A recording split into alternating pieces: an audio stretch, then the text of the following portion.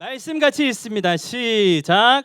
하나님의 나라를 전파하며 주 예수 그리스도에 관한 모든 것을 담대하게 거침없이 가르치더라. 사도행전 28장 31절 말씀. 아멘. 자, 사도행전 28장 31절 말씀은 잘 아시다시피 사도행전의 마지막 구절입니다. 자, 사도행전은 이렇게 끝나고 있어요. 바울이 온 이태를 자기 셋집에 머물면서 자기에게 오는 모든 사람을 다 영접하고 하나님의 나라를 전파하며 주 예수 그리스도에 관한 모든 것을 담대하게 거침없이 가르치더라. 자, 요한계시록 말씀을 보면 요한계시록은 주님께서 다시 오실 때까지의 일을 기록했어요. 그래서 믿음으로 살아야 한다를 가르쳐주는 성경이라면 사도행전은 믿음으로 사는 자의 모범을 우리에게 보여주고 있습니다. 이 땅을 믿음으로 살 때 과연 믿음으로 사는 것이 무엇인가를 보여주는 말씀이기 때문에 오늘 짧은 말씀이지만 우리가 집중해서 함께 보기를 원합니다. 자, 우리 부모님들, 선생님들, 네, 자, 그래, 서우야, 그래, 이해라, 자, 좋아요. 자, 루이야, 고맙다. 자, 바울입니다. 바울이 로마로 죄수의 신분이 되어서 복음을 전하다가 로마로 호송되어지고 있어요. 죄명은 한 가지예요. 복음을 전했다. 복음을 전했다라고 했기 때문에 수갑을 채워서 지금 로마로 압송되어져. 하영이 왔구나. 자, 이렇게 하고 있습니다. 자, 바울은 그래도 그 옆에 두 사람이 있었어요. 누굴까요?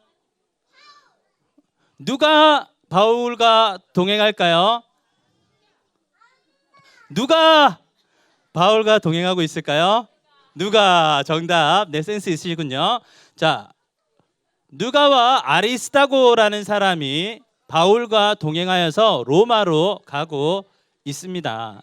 가는 길이 순탄치 않았어요. 풍랑도 있고 배가 부서지기도 하고 여러 가지 일들이 있었는데 어쨌든 로마에 잘 도착을 하였습니다. 자, 로마에 도착한 바울의 모습은 어떠할까요? 자, 로마에 도착한 바울의 모습은 이러합니다. 자, 제가 읽어드린 말씀이 있죠.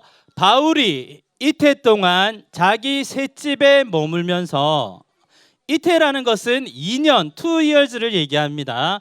2년 동안 자기의 셋집에 머물면서 가택연금 상태라고 이야기합니다.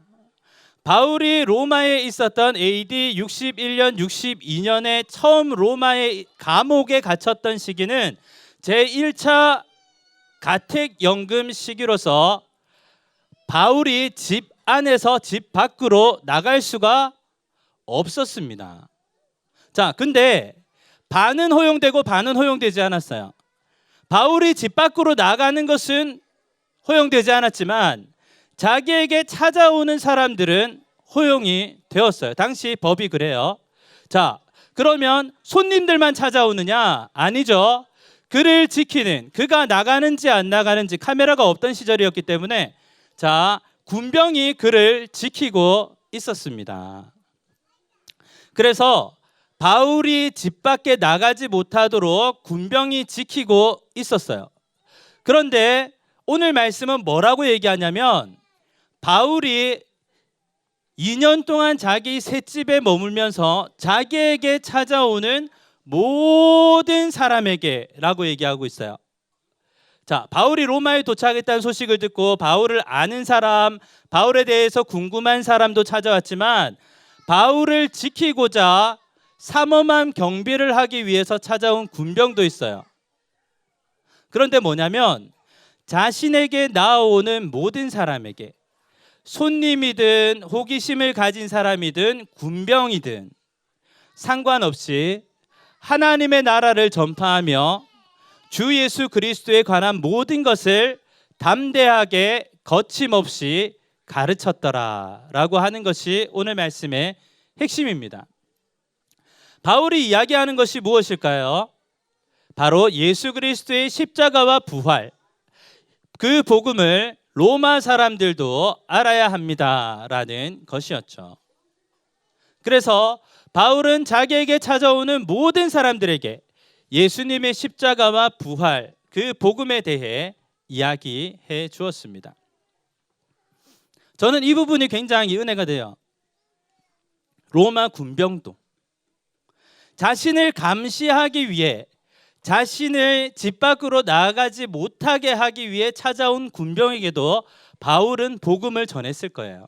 왜? 매일 보니까.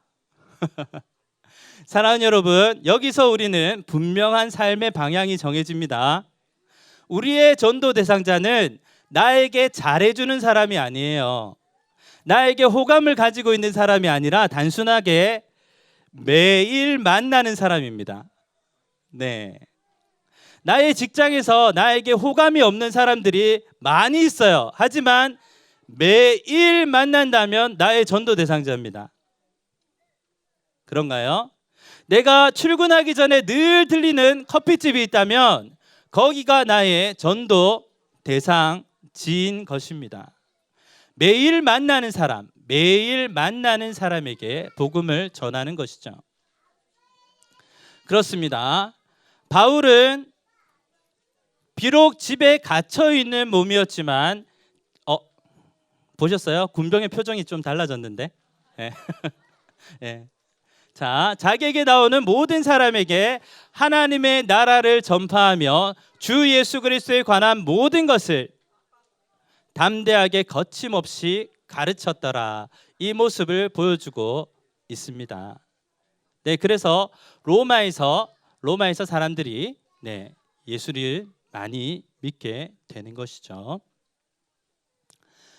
자, 의심하는 사람들도 있었어요. 의심하고 있는 사람들이 있었지만, 바울이 잘 보세요.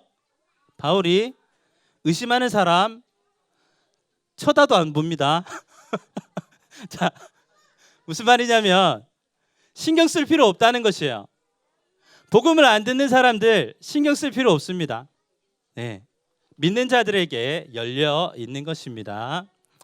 자, 그래서 수많은 사람들이 예수를 믿게 되었더라라는 내용입니다. 사랑하는 여러분, 오늘 말씀을 한번 정리해 보도록 하겠습니다. 바울은 이때 옥중서신이라는 4개의 유명한 성경을 쓰기도 합니다. 자신이 감옥에 갇혀 있었기 때문에 골로새서, 에베소서, 빌레몬서는 더디오와 오네시모를 통해서 전달하죠. 또 한 권의 성경인 빌립보서는 에바브로디도라는 사람의 편으로 전해주게 됩니다. 그 옥중서신을 기록하면서 이렇게 복음을 전하고 있습니다. 사랑하는 여러분, 우리는 어떠합니까? 혹시 지금 집에 갇혀서 못 나오고 계신 분 계십니까? 없으시죠? 자기에게 찾아오는 모든 사람들에게 복음을 전하고 계시는 분 계십니까? 네.